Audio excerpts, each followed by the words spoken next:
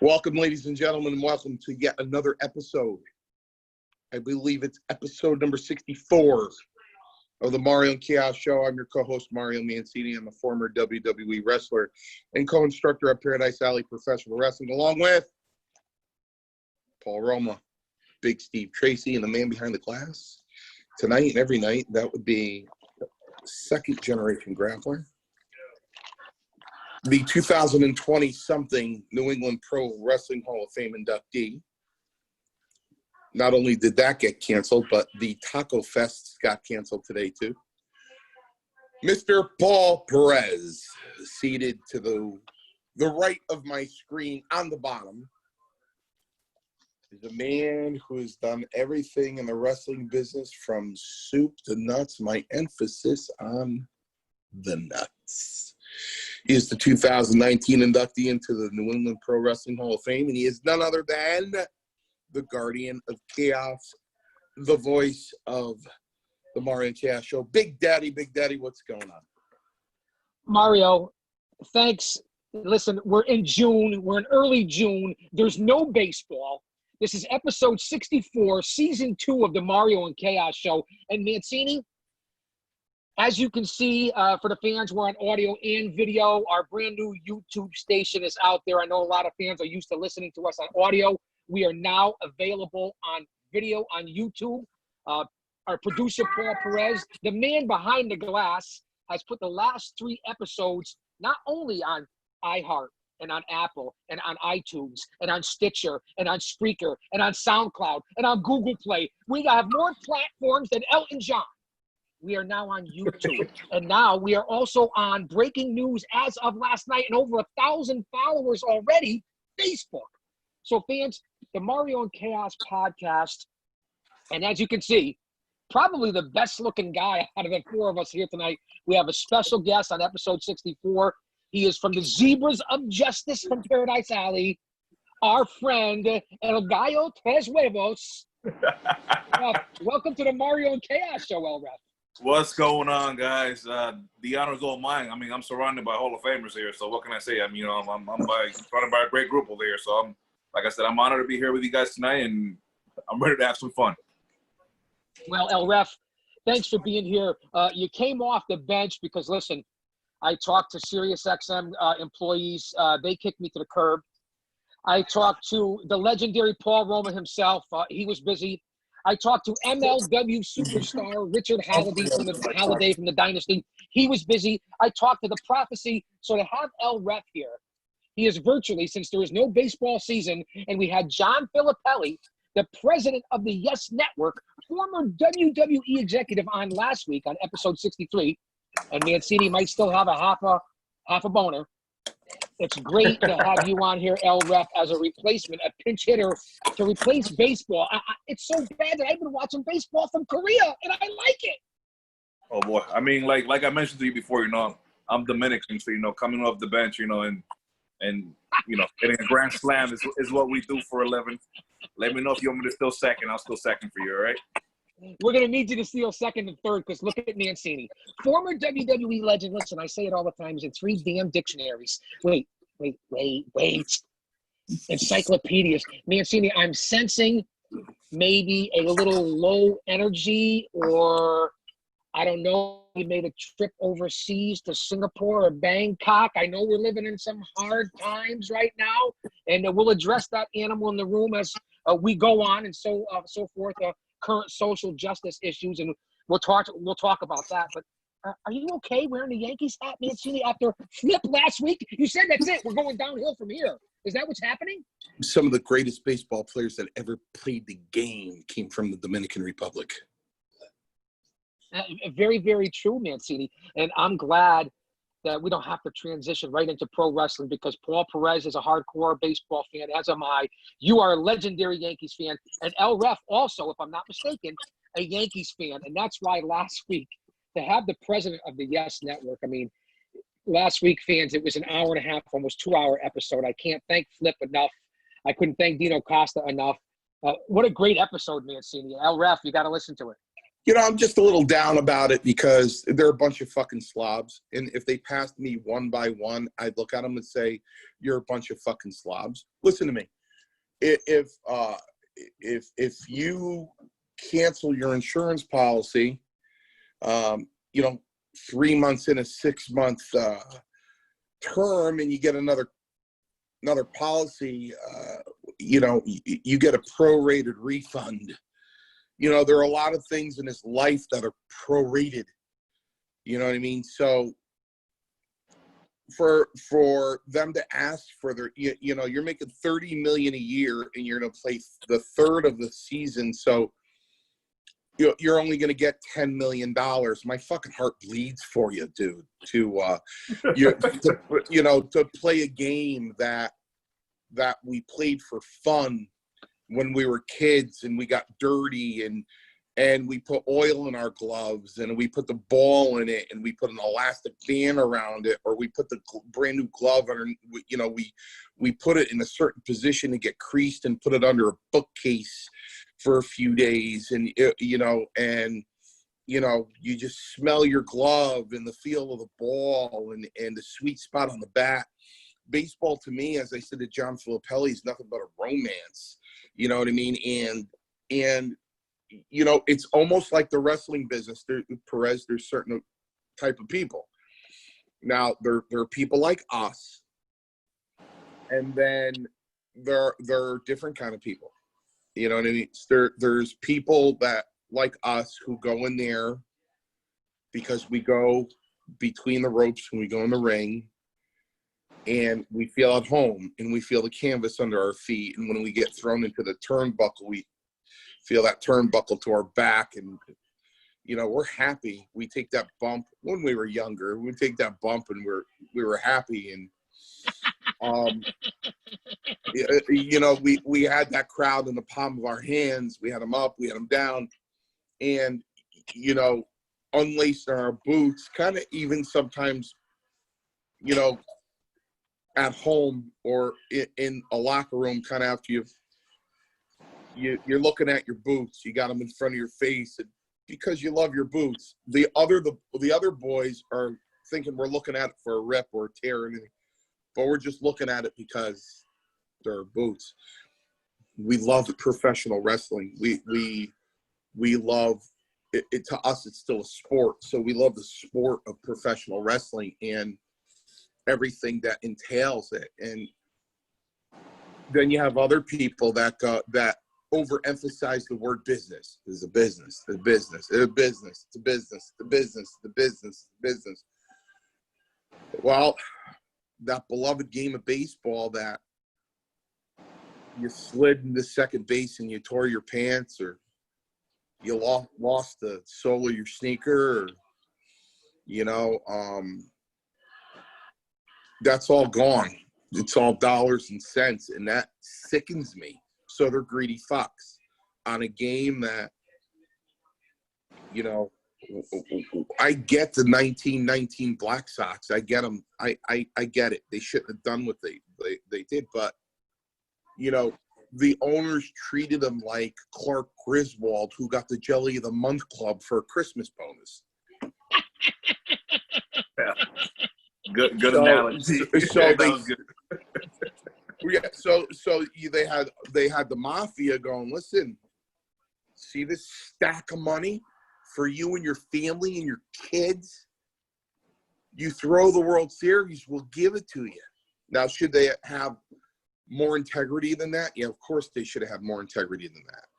So should have the owners. You know what I mean? So I don't think it's right that, number one, the owners proposing a 50-game season, I think, is ridiculous, because as Filippelli said, any less than 80 games really doesn't. It should be shut off right now, Mario. I couldn't agree with you more. We talked about this last week, Mario. The last time something like this happened, first off, this has never happened before, between the COVID and now the protest, which has led into the riots. We'll get onto that as the time goes on, because I want all three of your gentlemen's perspective and honesty here. But I couldn't agree with you more. You cancel the season. Let's push everything back, restart in 2021. We don't know what the future in society holds with the sickness or society. or the economy in general. So I don't need it. I don't need it that bad. But and I'm going to get to El Ref in a second because I want this same question. When you said what you said, Mario, about the romance, I've had many loves in my life. Obviously, the love of your family, and the two other loves that I've had in my life have been like yours. The world of professional wrestling and Major League Baseball, all the way down to Little League Baseball. It's a romance. It's a novel. It's a story. I could go watch a Legion game, NCAA, Major League, minor league, it doesn't matter. I could read it. I could listen to it on the radio game after game through the summer. It's like a friend that's there every night, just like the romance with the world of professional wrestling. And I miss it so much. But El Ref, can you relate as a hardcore fan? You're a little younger demographic than the three amigos here, so to speak, all over the age of 50, the Silverio Club. Can you speak to the baseball wrestling analogy? Because Mario's right. It's a romance, and the two sports are similar and paralleled with their fan base and the romance of the sport. Well, yeah, like I mean, you. I'm gonna go say what Mario said at one point to me. You know, I'm a young man, as you say, but Mario told me once that I got an old heart. So that's you know, I'm kind of right there with you guys. You know, like I said before, I am Dominican. You know, and baseball is religion to us. You know, we're born with it. And just to correct you real quick, Chaos, not a Yankees fan, all right? So. Oh, whoa. I thought I saw you at a local Paradise Alley professional wrestling event because you are a part of the Zebras of Justice. I thought I saw you wearing a Yankees some sort of Yankees memorabilia. If I'm wrong, I'll eat it.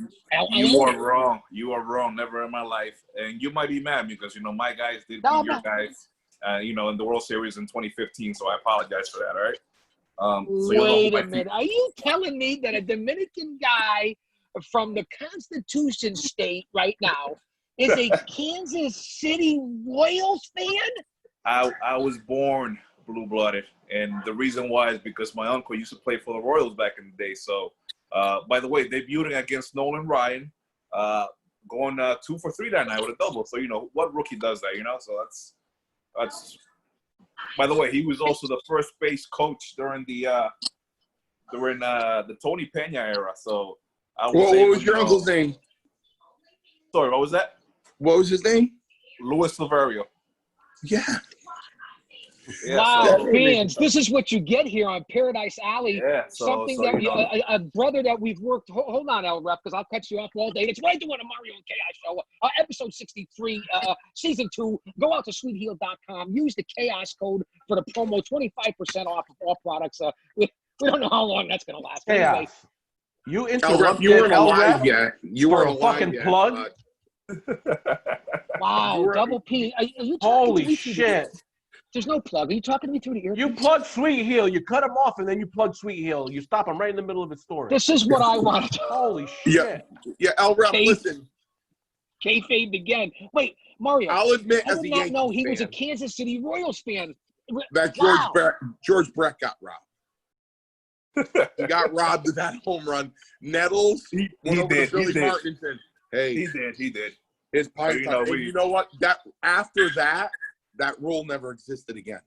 No, it was just that one time for him, and that was it. One time. But you know, I do gotta say, you know, I do have respect for the Yankees, and I was fortunate enough, you know, to step foot inside Yankee Stadium, and the minute, you know, I stood on home plate, the old Yankee Stadium, you know, the house that Ruth built. So the minute I got to step on home plate and just see the whole field, I'm telling you, you get chills all over your body, because even if you're not a Yankee fan, you just feel it. You know, you're seeing what Ruth used to see, what Yogi, the great ones. I mean, come on, you gotta respect it. Number one, the first Yankee game I ever went to was in 1981. Reggie Jackson was playing for the Angels, and he was taking batting practice, and he was fouling them out of the stadium behind him. They were going out of the stadium, fouling them out of the stadium. But the first time I ever walked up the vomitory and the field started becoming apparent, I got choked up. It was, you know, I thought I was going to see a baseball field, you know, and it ended up being a thing of beauty. You know what I mean? It was beautiful. It like hit me right in the heart. Secondly, I almost got fired from my job for sliding into home plate at Yankees. It's a true story. So when I got out of wrestling, and a little bit before I got out of wrestling, I was a manager for a security company, and this security company had Yankee Stadium as a contract. So they would bring in what's called the suits, and I was one of the suits that you know, if they had a concert, it was in 1992. It was U2 came in, Pink Floyd a Public came in. Enemy. Yeah, and concerts with I NWA. went that time. Yeah, and they'd bring me in for Old Timers Day for Red Sox games. So it was one of the concerts, and I didn't know Yankee Brass was there. And the regional VP called me over. He goes, because he didn't see it. He goes, "Did you slide in the home plate?" I said, "Yeah." He goes, "They're freaking out up there. Are you out of your mind?" He goes, "You know, anybody else would get fired for that." He goes, "Don't ever do that again." And I'm like, you know, man, they're just some dreams that you have to accomplish. But, you know, it's like anything else. I mean, at one point in El Ref's life, he's a wrestling fan. And, you know, the first time he came in, I said, "Oh, this is a home run. This guy's huge." I said, "This guy's going to be good." The largest arms in Paradise Alley Pro Wrestling. Yeah, I'm like, this guy's gonna be this guy's got a shot. I said to myself, this guy's got a shot. He's like, "Yeah, I'm here to be a ref." I'm like, what? It's one badass ref. What? You know, not to that extreme as far as big, but tall to that extreme, because it's very difficult sometimes when the referee's bigger than the boys. Well, I'm going to take a guesstimate here. I'm going to say, what are you, about 6'2", and what are the guns? 19, close to 20 inches, No, 19 inches, maybe? I think he's closer to 6'4", man.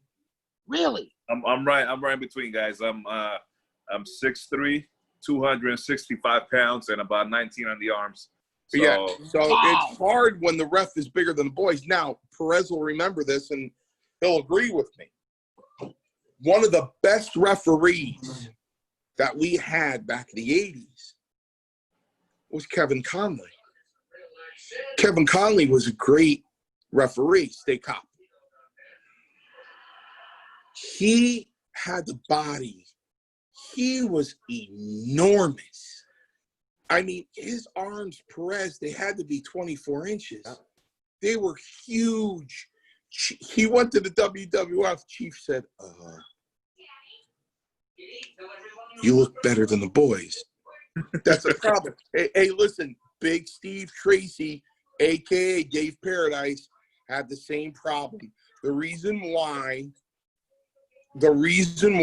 his cup of coffee was so short is because at 6'6", at about 280, 290 at the time, he was bigger than the guys he was doing jobs for, and that was a problem. So Mario, that's a valid point. Yeah. Guys like me and Perez, there's no doubt.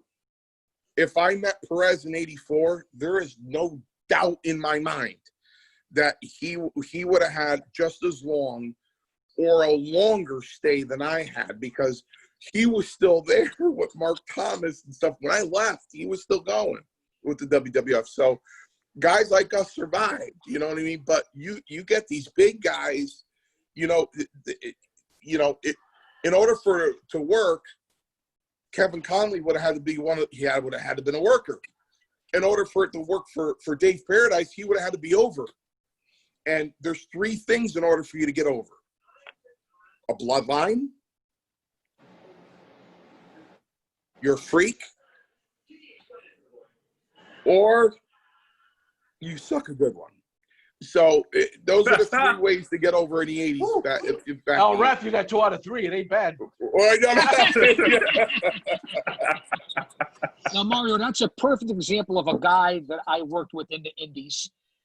He worked down in WWC. He was the Puerto Rican heavyweight champion. He went on to be in Adam Sandler's movie, Don't Mess with the Zohan. He went out to Hollywood to try to be an actor. He worked here with Tony Capone, our old friend for the NAWA, and he was their champion also. And that was 6'7", 6'8", and 350-pounder Primo Carnera, who was in the WWE under Mike Fury. And he's a lot like Big Dave Paradise, Big Steve. He was so big that the guys he was working with, because he wasn't as talented as some of the stars, it was hard for him to get over. And that's why he ended up in ECW with the FBI, the full-blooded Italians as Big Guido. So that's very, very valid. And El Ref could perhaps be the largest referee in the independent circuit right now. I mean, pretty big dude, man. Definitely when one of the best. when that merger happened, I believe that the WWE didn't take a lot of good talent that was there. The ECW, they overlooked a lot of people that they shouldn't overlook. You know, WCW too, Mario. They overlooked a lot of WCW guys too. And getting back in El Ref, Perez, I got to eat this one. A valid point. You know what Bully Ray says on Busted Open Radio, and he said it to me at least a couple of times. Give me 5 spots and I'll fuck up for him. So I apologize for the Chaos promo code on Sweet Eel. Oh, wait. I just did it again.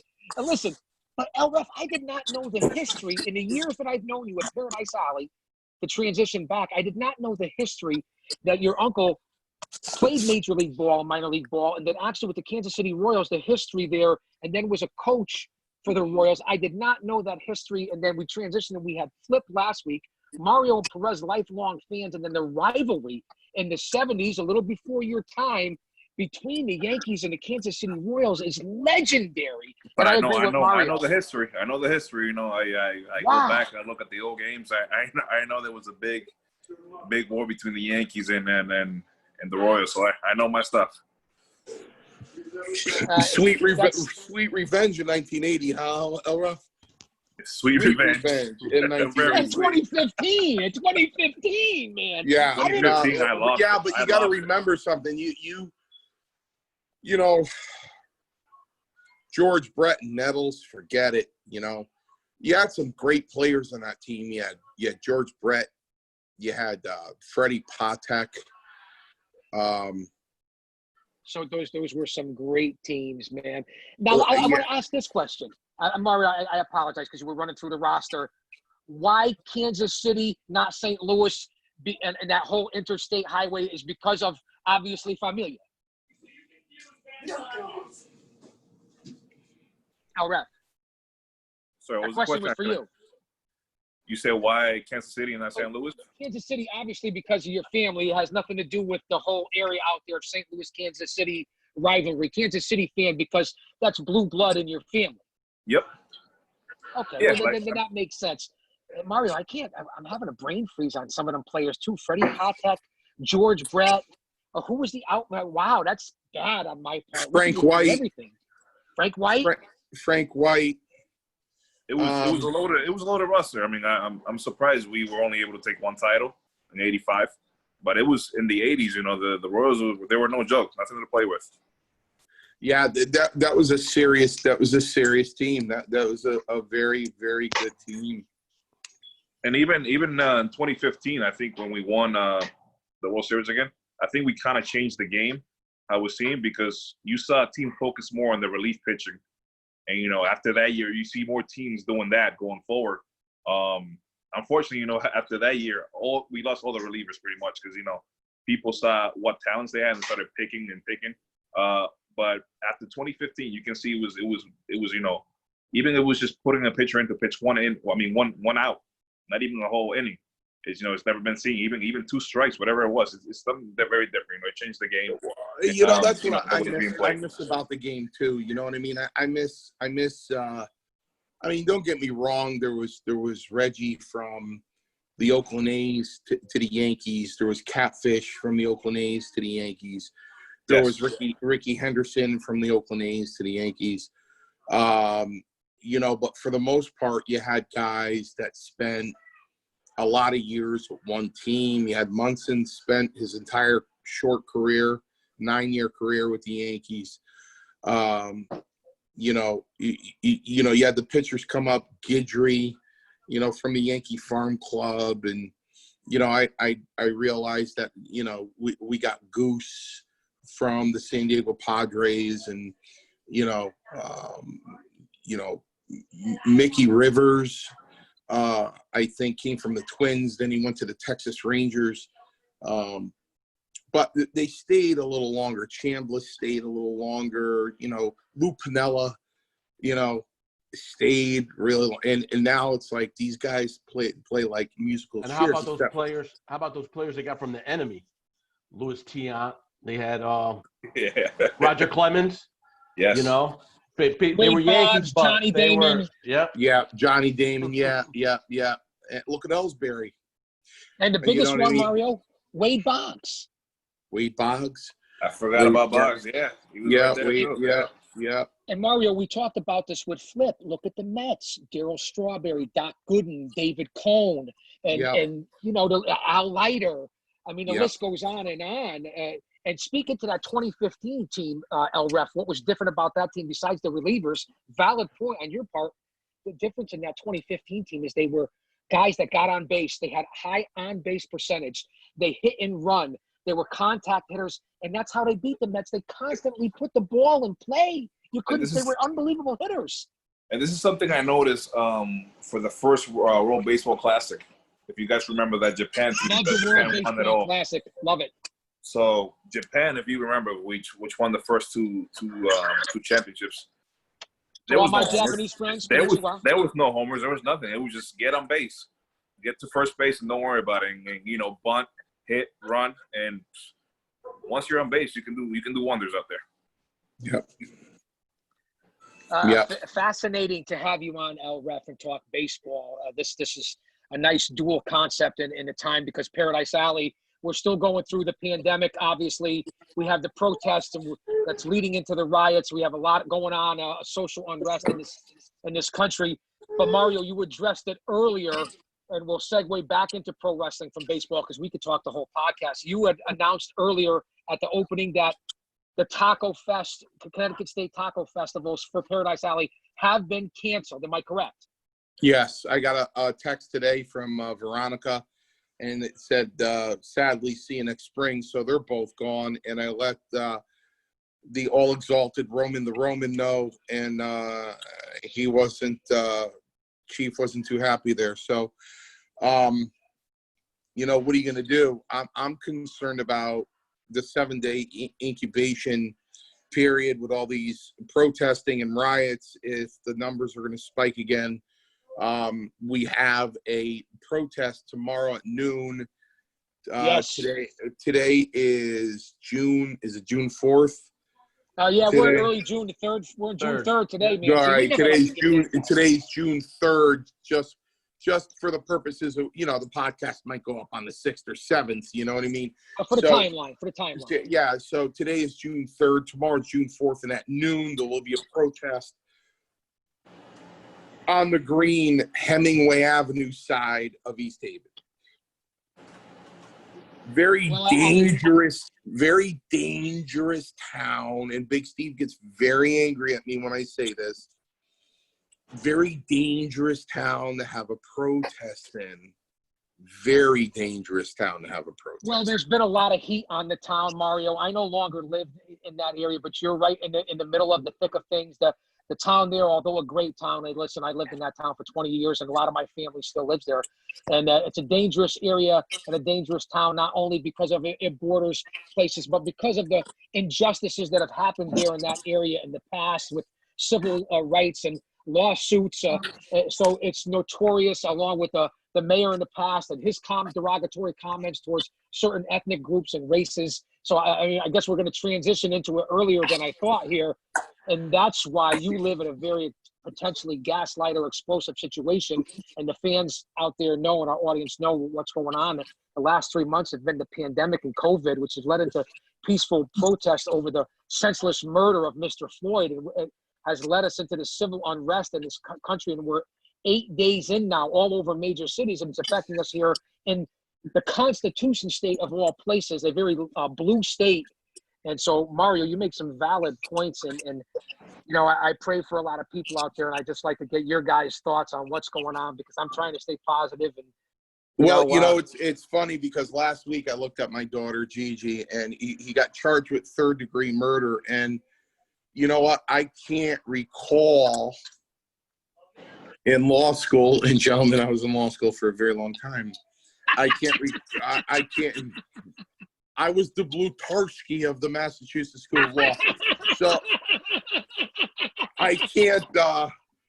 I can't recall ever going over third-degree murder. So when I was watching the TV, and they said the officer's been charged with third-degree murder, it was like a high-pitched whistle to a German Shepherd. I just I didn't understand that. I looked at my daughter and I said, that is not third-degree murder. That is second-degree murder. And you're right. Second-degree murder is the reckless disregard for human life. That's it defined, the reckless disregard for human life. So, today on the radio, that's what happened today, Mario. Right? That's what happened today? That's breaking news. That's what happened today. I was listening to the radio, and his charges got up to second-degree murder. So I went to law school. That's how I met her.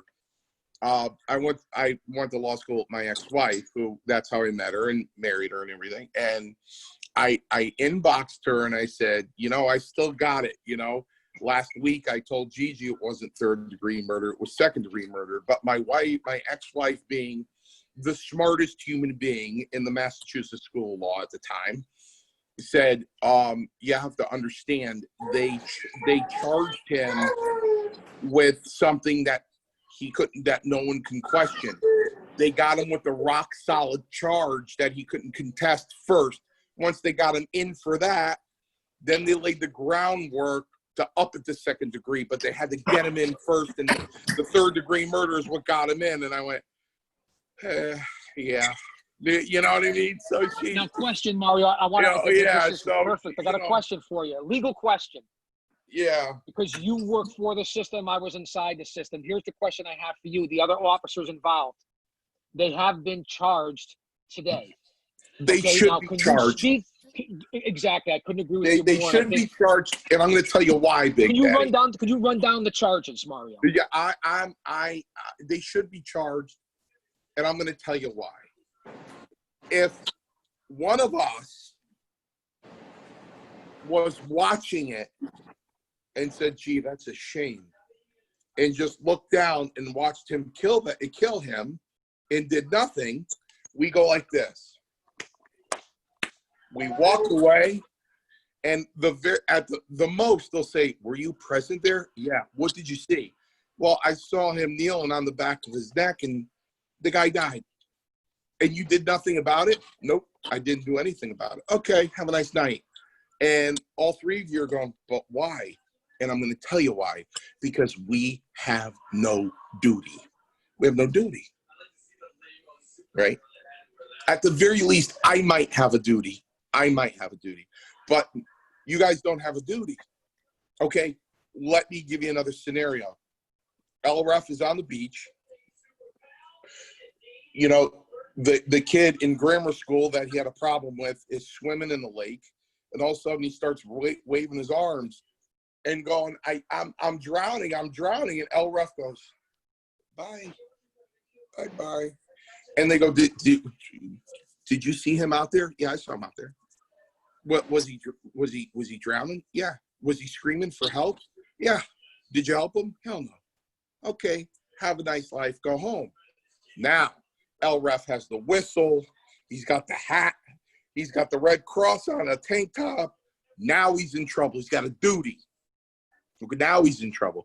Just like a nurse who sees an accident and people bleeding, she has a duty to stop. Whereas you guys can just drive by and go, that's a shame. Now, those other guys being police officers had a duty to stop them, and that's why they're going to be charged. Because they had a duty. Well, and rightfully so, because their acts were very heinous. Also, right. Whether it be a accomplice after the fact, whether it be it's not a conspiracy because it wasn't planned, but Well, they breached the duty. They breached the duty of care, which is civil in nature, not criminal in nature. But you know, they didn't do anything. Could they be charged with manslaughter? That's a stretch. I would say that they're going to be charged with accessory to second-degree murder. Well, here's the breaking news, Mario, and I'm sure you've heard it. The cause of death for Mr. Floyd, from what I understand today, and I'm going to transition to something, was due to asphyxiation. And also the other two, you know, from the neck compression. I'm no doctor. I'm just going by the news that I heard relaying the message here. So it might be lost in translation. Two of the other officers were also kneeling on his legs and back, which the medical examiner put towards, I'm no Quincy here, although I love Jack Klugman and I was a big Odd Couple fan.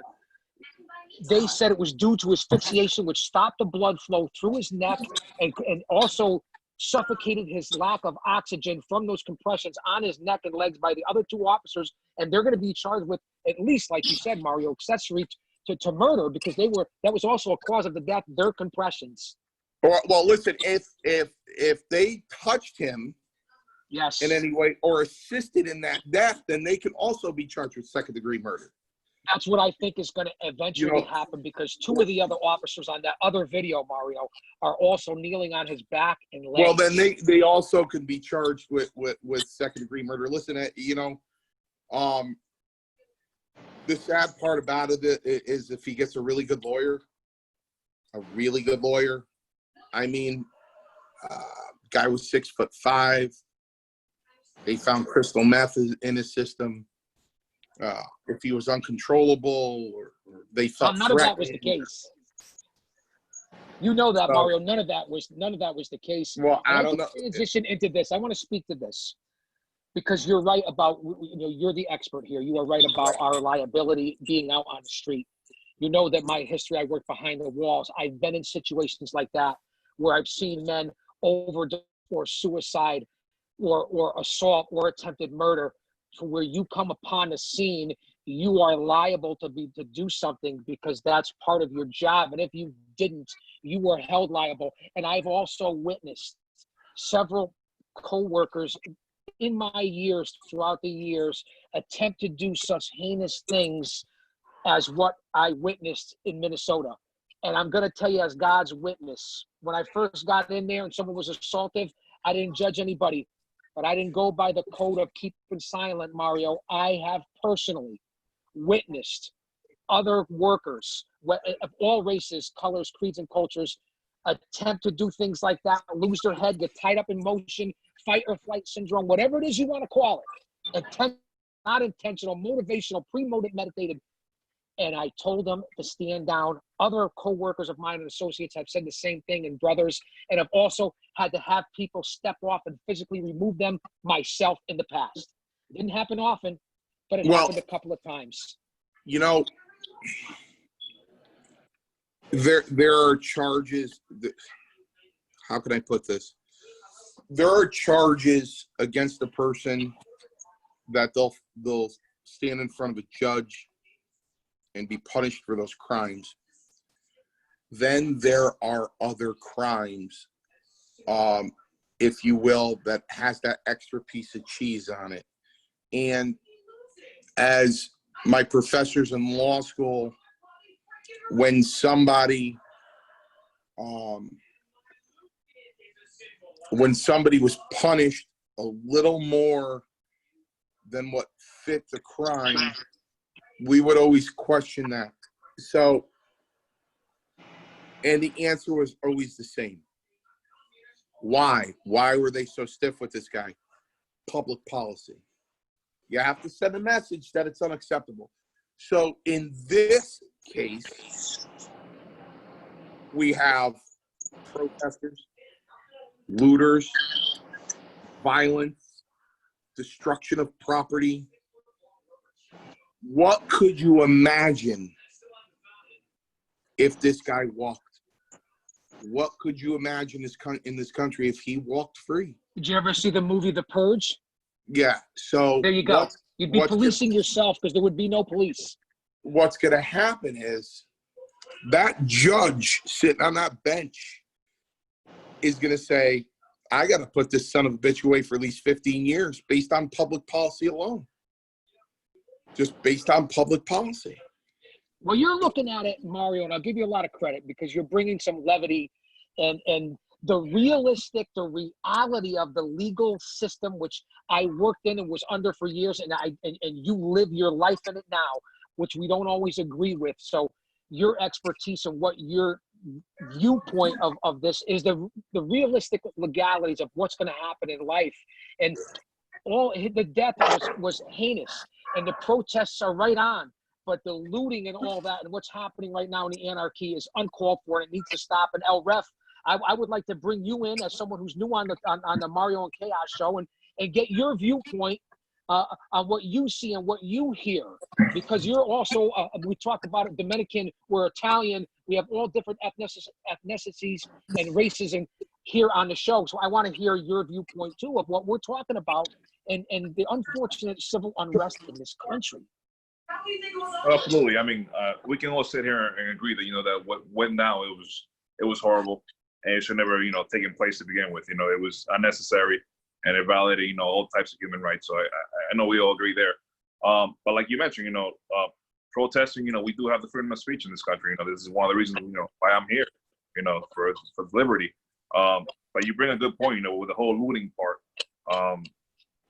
At the end of the day, I don't think we have the need for that because, one thing that I've noticed, a lot of people who have small businesses, that they work their whole life to have something in life, and now they're suffering, because their places are getting broken in, things are getting taken, fires are being built, and it's they already, with the whole situation going around with COVID, we have businesses that have been closed for a couple months, haven't been making any money, right now they're starting to open up and they can because of everything that's going on. That's one thing I want to bring to the audience out there. If you are out there, you protest, let's make sure, we stay safe and we think about those other people too, who bust their butts, to achieve the American dream, come in, to this country with nothing, and build from the bottom up and, actually own something in your life, just to see it taken away from you. It's just horrible, and it is sad to see. This whole country, Excellent this whole country is made up of all of us are like that, El Ref. Do you know why? And Big Daddy and I are of Italian descent. Do you know why we're called WAPs? Why is that? I have a good feeling I know why, but why is that? Okay, so in the 20s, in the early 1900s and in the 20s, when they loaded up the boats from Italy, and nobody bitched and moaned then. When they loaded up by the thousands of the boat, we came right off the boat. My grandfather came. When you hear all the Italian stories, well, you had to meet my grandfather. My grandfather was right off the boat. That's what it means. They loaded them up. They passed the Statue of Liberty. They came into Ellis Island, and the people receiving them said, "Do you have your papers?" And they said, "No, we don't have no papers." So they took a stamp and stamped their hand WOP without papers. And that's why they're called WAPs. So, but this whole country. It's a true story. It's a true story. This whole country, whether you're 6th or 7th or 8th or 9th, you go back and your family tree, somebody came over from the boat. Yep. So the whole country's made of that, Fun fact on that boat also stopped in the Dominican Republic because my grandfather's grandparents were Sicilian, so I'm right here with you, Paisan. Yeah, you got it. Yeah, I knew there was a reason. To me, I knew there was a connection there. You hear in my that, opinion, Ref Bill? We know he's listening.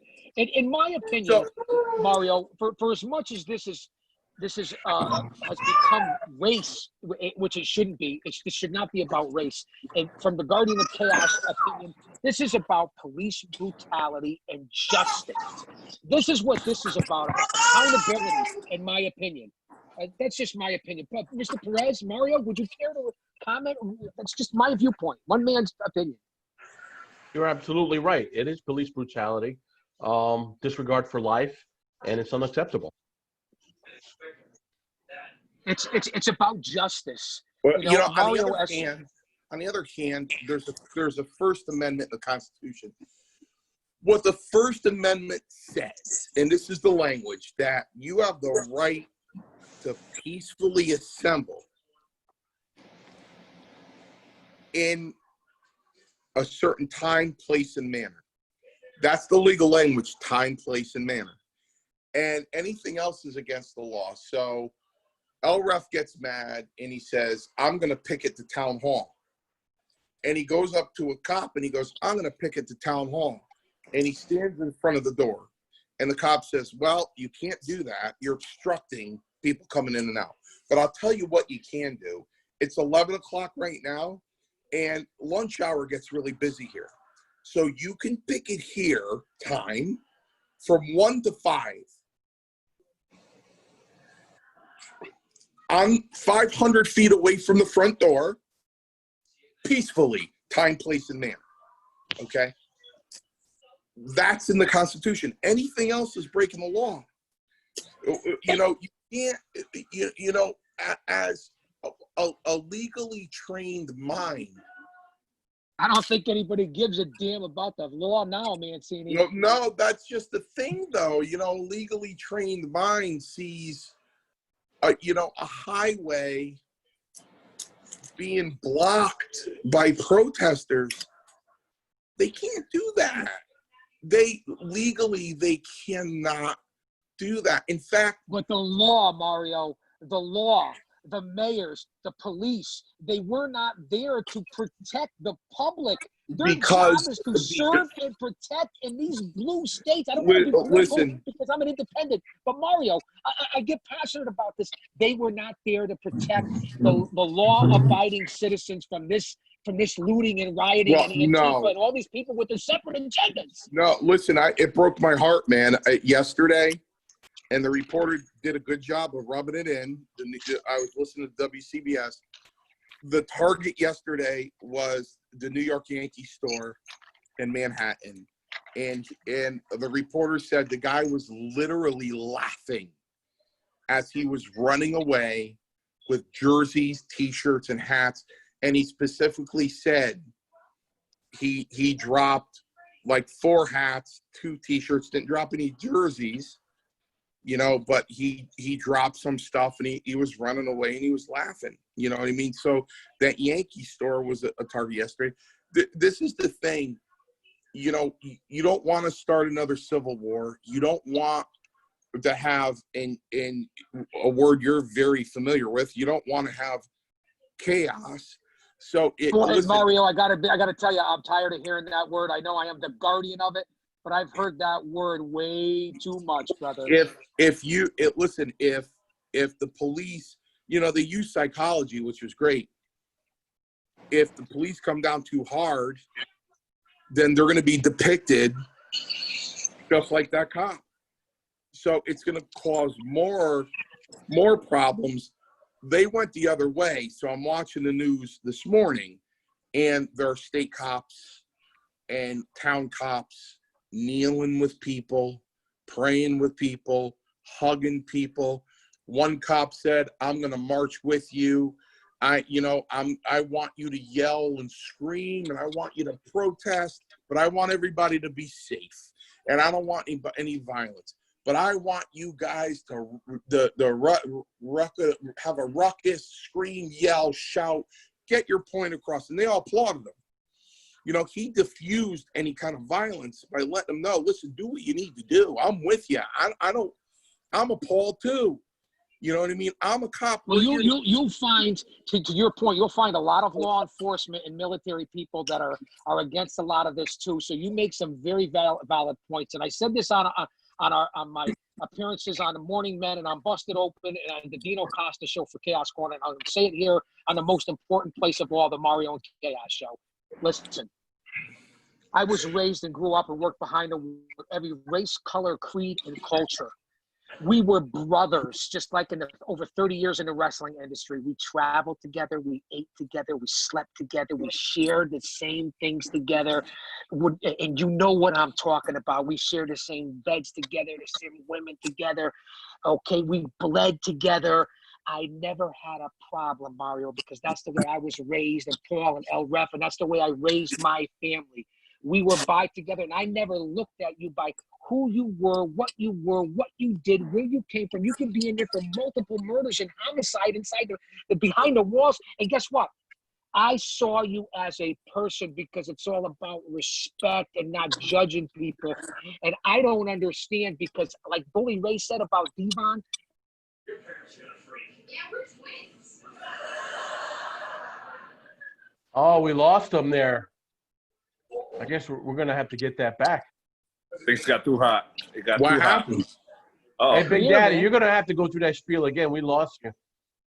What happened? Your video just froze. It's your phone. Where was I? Mancini, you got the brain of like Mike Francesa. What was I talking about? Behind the walls and how I grew and how I saw things? The brotherhood? Somebody was in there for the most heinous crimes, and you still treated them with respect. Okay, exactly. All colors, creeds, cultures. I respected people. I didn't judge them. I treated them and I respected them for what I saw face to face and didn't look and judge you by what you did, where you came from, your color. We were brothers. We shared everything and I didn't judge people. So I don't understand why other people can't do that. Everybody in their family comes from a mixed race and mixed heritage. There should be no reparations for anything. We're all the same. We're all equal. The best man gets it and wins legally, and you have to abide by rules and laws. And I'm down with equality and justice and against brutality. But what we're seeing here, Mancini, I cannot agree with. I cannot justify this. I am very passionate. I could justify it. They're not the true protesters. So you might Agreed. have a dozen or more, and I'm not picking them out to say it's them. It could be the skinheads. It could be the black. Antifa. Yeah, It they've been It labeled. could be the skinheads. It could be the Black Panthers. It could be so many different groups of people, whether they're a group that believes in one thing or Right, no matter the color, creed, culture, or background. right, or they're a hate group. They said, hey, now we have a platform. We have a platform to go out there and do our thing now. We've been hiding in the basement and doing our thing and might do one or two things a year. Now's a free for all. We can go. It's kind of like this, Big Daddy. If you're an axe murderer with a mask, the best night to murder is Halloween. So this is their Halloween. They get to mix in a Well, again, situation. I could refer to the purge, and the one thing that I don't like about any of this is we were in the middle of a pandemic and coming together as a country, and it was heinous, and the people were wearing masks. And coming from my background, the first thing I thought about is identification purposes, and God forbid anything like this should ever happen. And that's what happened. And now with the COVID and these masks, it's an excuse for everyone to hide their identity. It's the hideless and the faceless of society right now. And to my example of the purge, and Mancini personally, you can count on. It's not gonna. I'm not gonna let it happen. I know that. Well, listen. Well, there are people protesting without masks, and like I said, there's a 7-day incubation for What this happened to COVID the to come up. pandemic? They're protesting without masks. So we have to see what happens. We have to see if there's another surge because of the protest. Honestly, I might sound like a moron for saying this, but the best thing that could happen is another massive surge of COVID because that would keep the protesters away.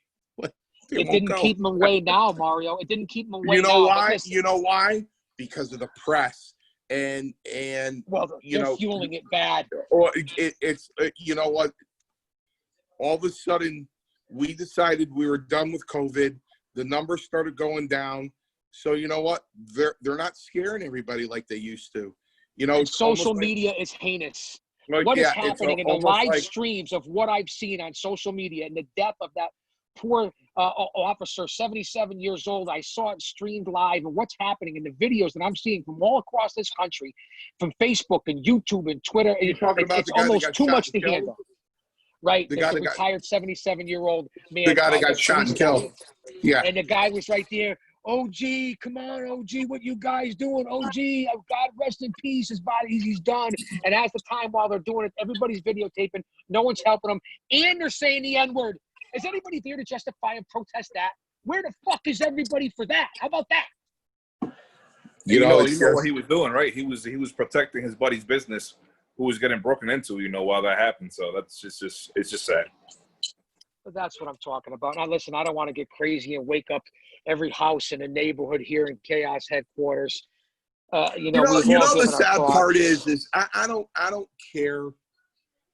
I don't care about me. I mean, again, Al Ref is a little too young for this, but we've been through a recession in the 70s. We were little kids in the back seat of our father's car going, Daddy, how come we're sitting here for an hour? And he looks back and goes, I gotta get gas.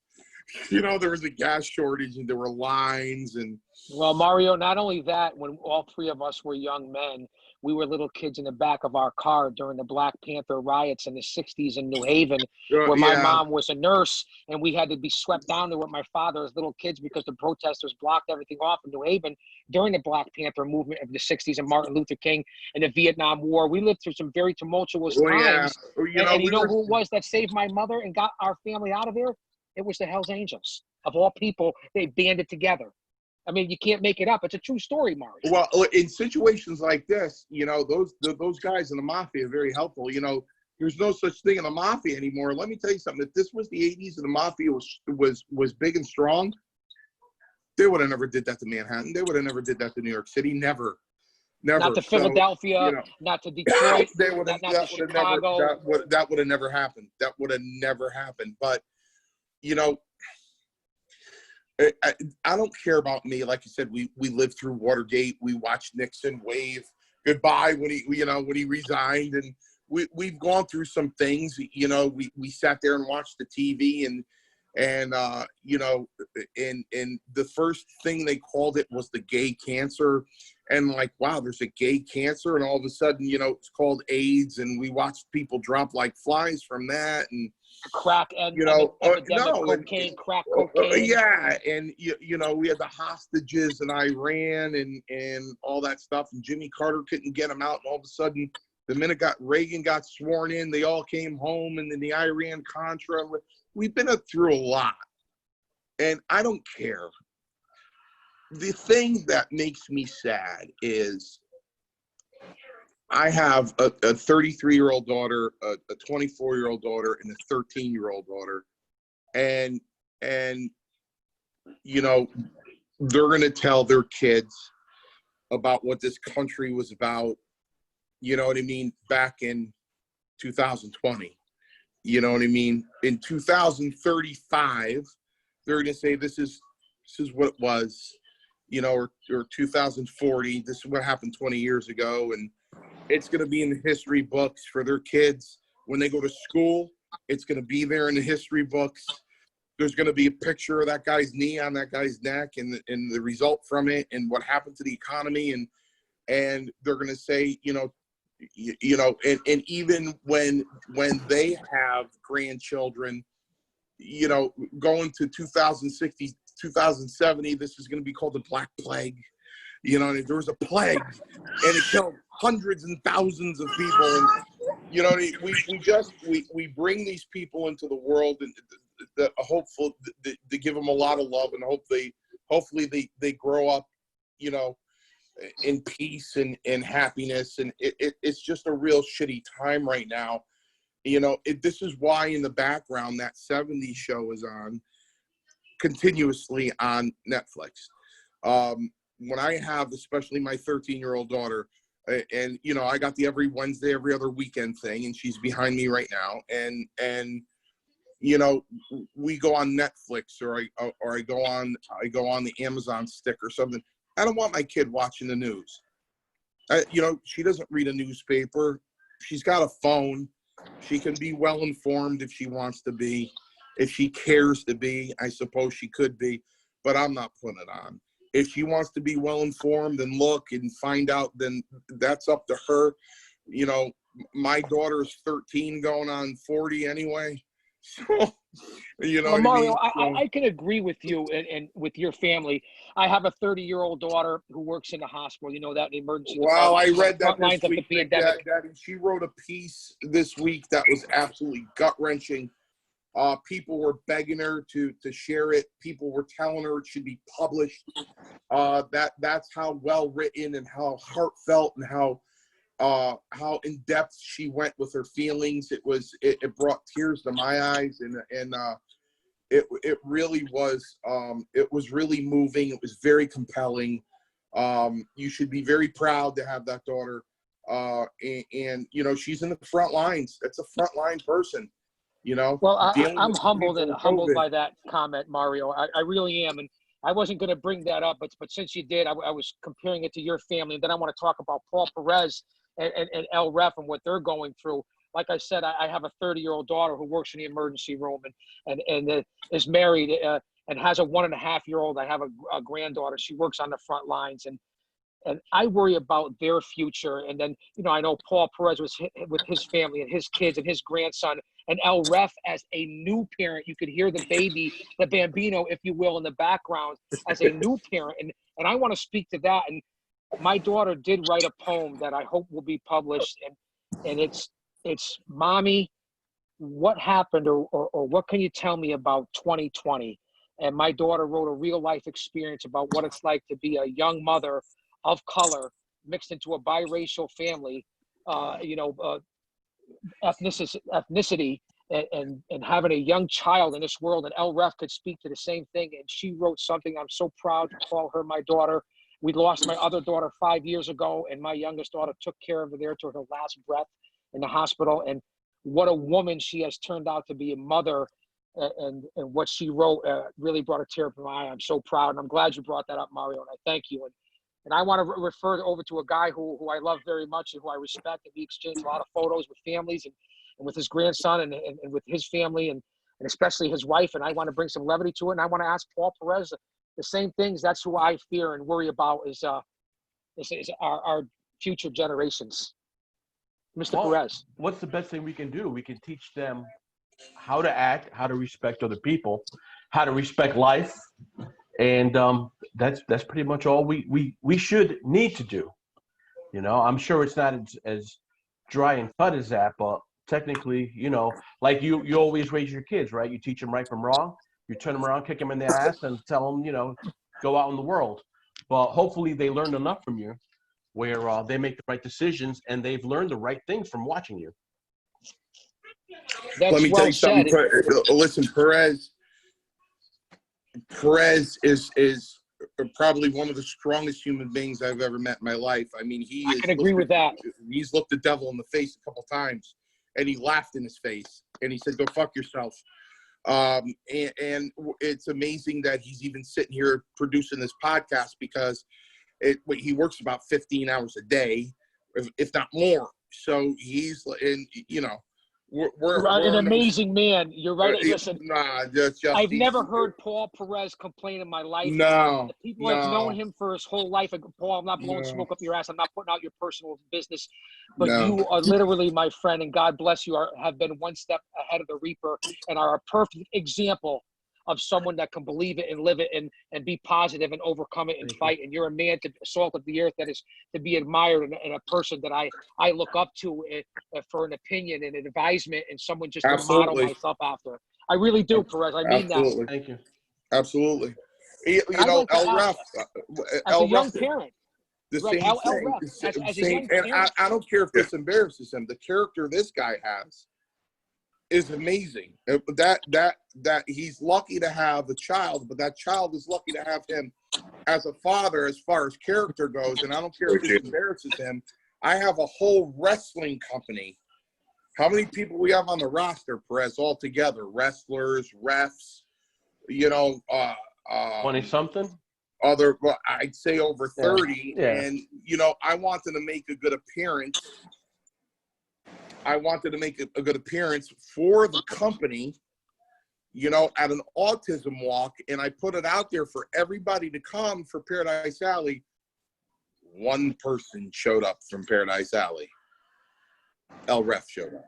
It was me and him, man. And I looked at him and I said, I can't believe this, man. but I thanked him up and down because I mean, that's character. He's standing there going, "Where's everybody?" I said, "It's you, man. It's you and me." You know what I mean? So it's Hey, honestly, I mean, even though it was just you and I I gotta say that was probably one of the best walks I had because I got to hear so many wrestling stories from Macho Man, Undertaker, Bundy. Oh my goodness, it was a VIP ride for me. So I had a blast. I'm still pissed off that son of a bitch died on me last April. I'm so mad. I'm so mad Chris died. I'm so mad he died. Mario. I am so pissed off that he passed away. I really am. I will never forget that day, Perez. It was 87. I think it was 87, 85, 80, 87. So I was too. So he's staring at me in the dressing room, Chris. I go, what are you smirking at me for? He goes, well, number one, you have to do a stretcher match for me. I said, I don't have a problem doing a stretcher match for you, Chris. He goes, number two, it's over. And I said, what do you mean it's not over? It's not. What are you, crazy? It's not over. Don't say that. He goes, Mancini. What was the main event in WrestleMania 2? I go, you and Hogan in a cage. He goes, yeah, what am I doing this year? I go, it's you and a midget against Hillbilly Jim and another. He goes, yeah, it's over. It's all over. He said, that's okay, though, because I saved every nickel. He goes, I have a $30,000 house. He goes, I never bought another one. I still have that $30,000 house. I still have the same car I drove here with. I still have the same one. And Chris used to come into the dressing room with blue jeans, canvas sneakers, and a Fruit of Loom t-shirt. He was not a flashy guy at all. Very thrifty. Yeah, he was not. He kind of looked like that that balloon right there in the bottom left of our screen. So, he was just a great guy. He was just a tremendous guy. And when I worked with him in '99, he actually wanted to put me over, and we had an argument about that. And it was a big argument. That was a great match. Because he was adamant to put me over, adamant for what I did for him in New York, because the thing was I had to do the stretcher match for him. One of your best matches, Mancini, classic heel.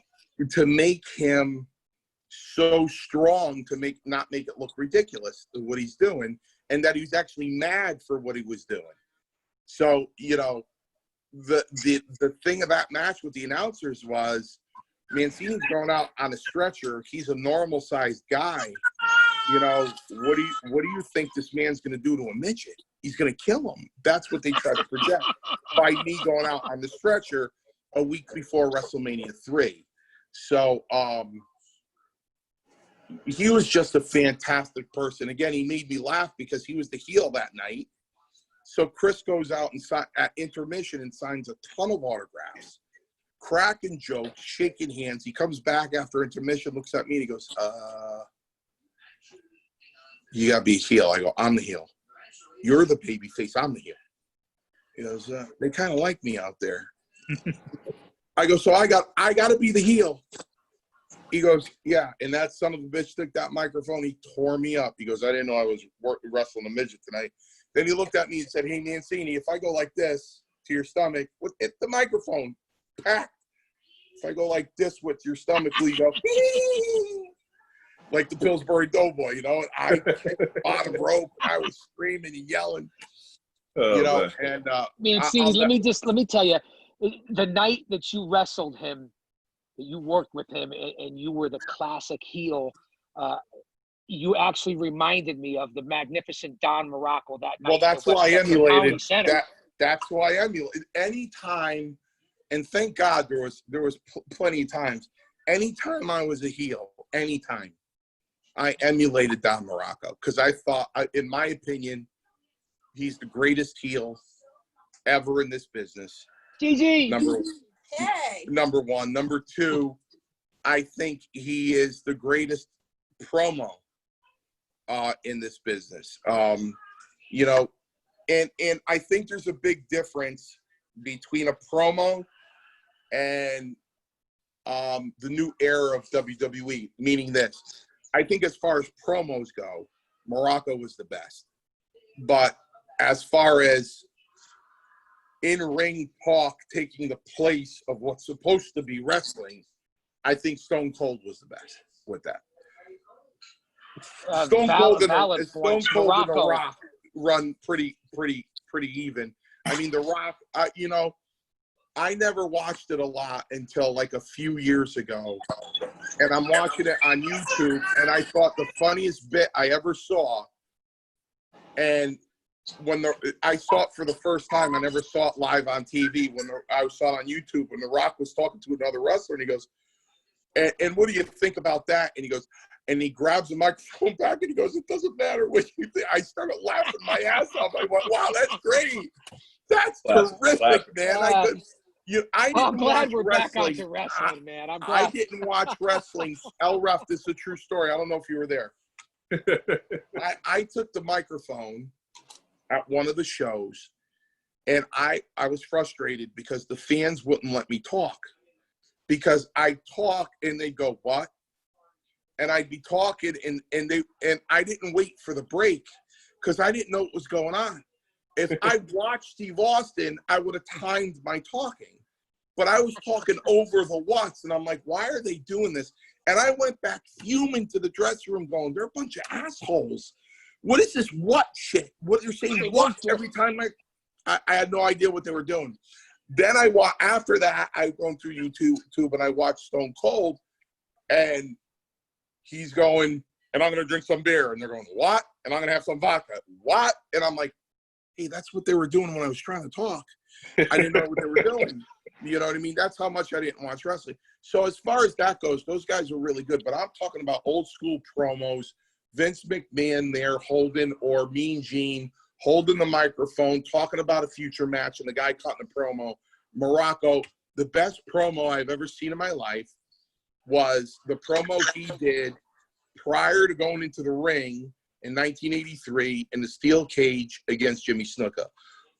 Every time, and I have that, I recorded that when I was 17, and I have the original VHS tape in my garage.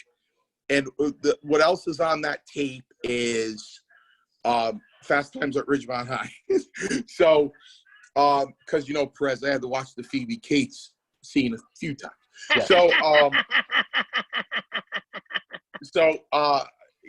I thought that was the greatest promo ever cut when it was, I think it was Vince McMahon or it was Buddy Rogers, and he said, "You're about to enter that ring with Jimmy Snuka." He goes, "So what do you want me to do? You want me to holler? You want me to scream?" I'm going to the cage with Jimmy Snuka, and I'm going into the cage.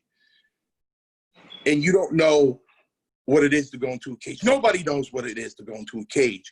And he just went on, and and at the end of it, he got really quiet into a whisper, and he goes, "Right outside those doors, Snuka, is our playground, Madison Square Garden." It was just phenomenal. And he's lived so far away. I'm dying to see this son of a bitch because he loved me. He tried to help me so many times. So many times he tried to get me over it and talk to the office, just like Ted that night when I was on the TV with him the 6th time. And he looked at Pat and he said, "People are going to think these are repeats. That's how much I work with Mancini on the TV." And he turned and looked at me and said, "No offense, Mancini." I go, "None taken." And Pat goes, "Well, you're going to work with him tonight again, too." He goes, "Why don't we just run an angle?" And I went, and Pat just walked away. So Ted tried to. Would have been a great chance, Mancini. And I want to transition into current Paradise Alley. I'm not sure how many minutes are we in, but Mancini, we're over. We're way over. Is there any news? Perez, you got to get up at 3. No worries, man. Yeah. I just want to put this out there, kid. Any Paradise Alley news? We've been talking all over the place here. Things that are current, things that are relevant.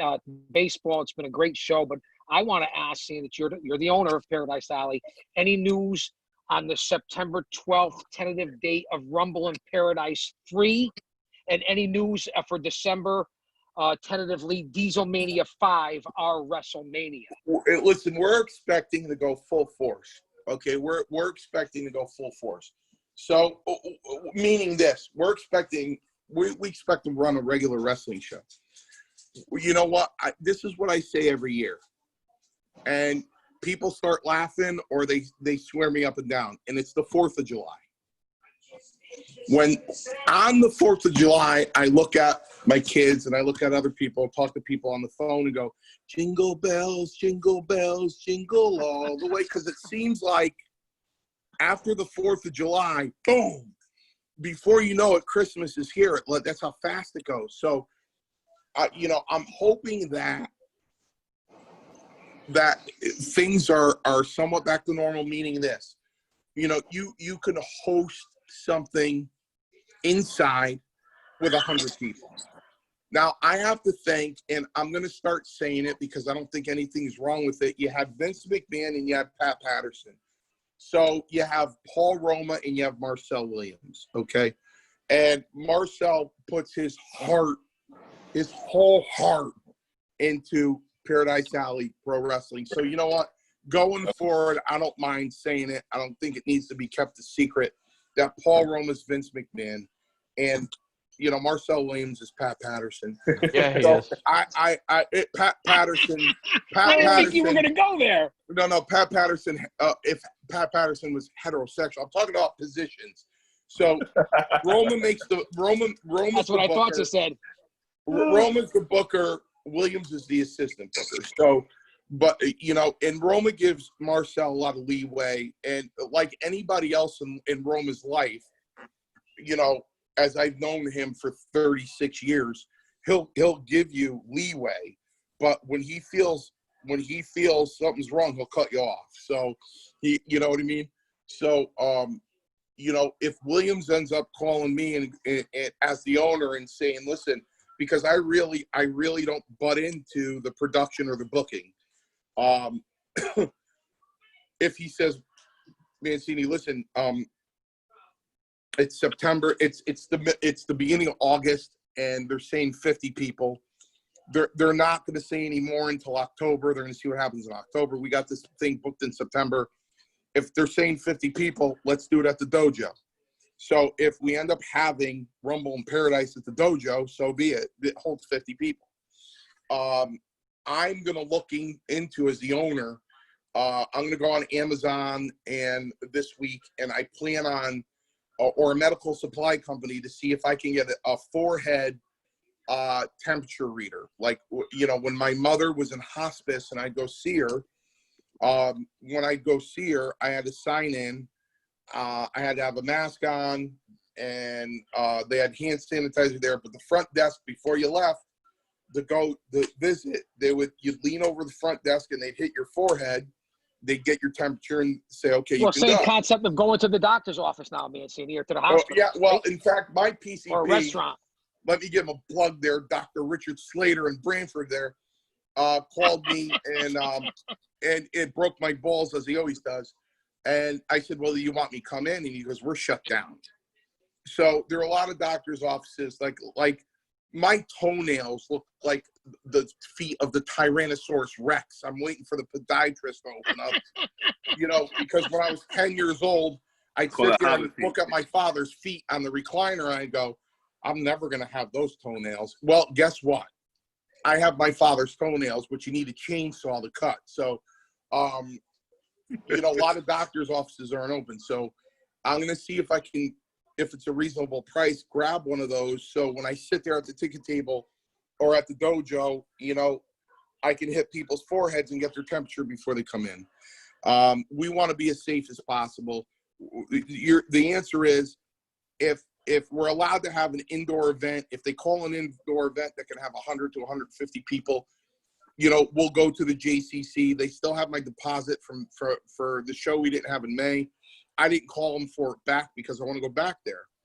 So I want that. I really want to go back there. So, if they call 50 people, then we'll have it at Paradise Alley. I mean, we have to start running shows. Well, I'm also going to warn the fans that if we're going to have something that's not called alley fights, those ticket prices aren't going to be $5. You know what I mean? Well, I could fully understand that. And I did want to address this because it's one of the reasons that we brought him on, and we put out this question on social media. Before I ask this question of El Ref, I want you to ask El Ref. I want you to ask El Ref because Perez, I've had 2 sodas and a coffee, and I need to take a minute. Well, take your time. You can hit off Mancini on social media at WWF Mario Mancini. You know he was in the WWF from 84 to 92. Yes, Perez, your Twitter handle, my friend? PAPW Griever. There's our extremely generous producer. Also at PAPW Griever on Twitter. And if you go to the Mario and Chaos podcast on YouTube, we're also on there and obviously on all social media platforms. Now, El Ref, where can the fans get in touch with you? Well, they can find me over on Twitter, El Ref. Just type El Ref or under Mickey Mambo. El Camaz, Very nice. El Ref out there. So you'll be able to find it. Also, a lot of cool merch. I'm going to plug it in. I'm already plugging stuff in, That's right? it. Hell yeah. Yes. ProWrestlingTees.com is where I got this pretty cool House of Pain t-shirt. But we got some pretty cool El Ref stuff in there, too. Check it out. Hey, Ref's got to eat, too, right? Hey, you're repping the 3-time Paradise Alley Tag Team Champions, the House of Pain. And I'll run down our roll call of champions before I get to the question. Our current heavyweight champion, obviously, is the 400-pound madman, the monster Vlad. Our current United States champion is Bloodsaw. Our Friday Night Alley Fights champion is Nutrius X. Our Intercontinental champion is Bull Dread. And obviously, the tag team champions are the House of Pain. Now, El Ref, I want to ask you this question, and I put it out on social media.